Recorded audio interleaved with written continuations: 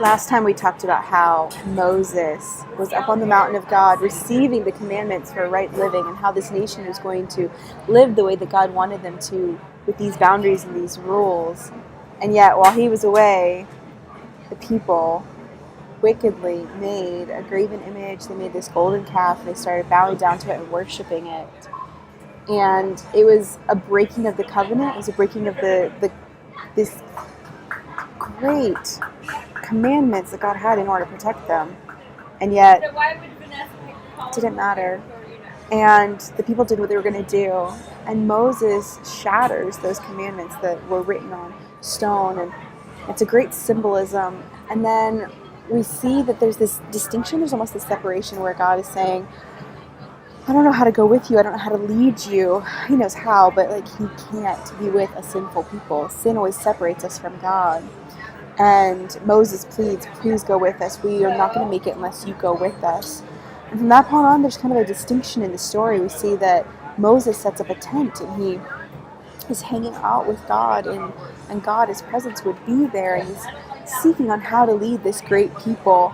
And then there's this little side piece of information where you find out that Moses has an aide. He has a servant or just a shadow. He's got this young man who's with him. This young man's name is Joshua.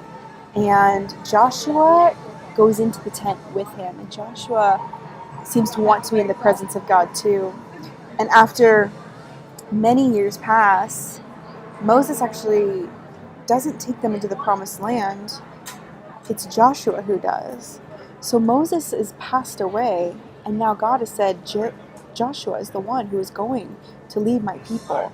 What does that look like? And what is that, are the people going to follow?